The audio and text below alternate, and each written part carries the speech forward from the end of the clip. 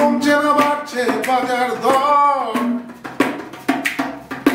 সূর্য ডেকেছে সব ফ্লাইওভার।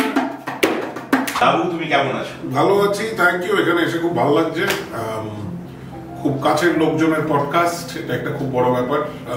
আসতে চেয়েছি ভীষণভাবে, কারণ যখন থেকেই গান পিয়নের সাথে অ্যাসোসিয়েশন হচ্ছে দেখেছি এটা হয়, এই আড্ডাটা হয়। অ্যাকচুয়ালি এটা যেটা বললে প্রিয়ম কর্তা, যে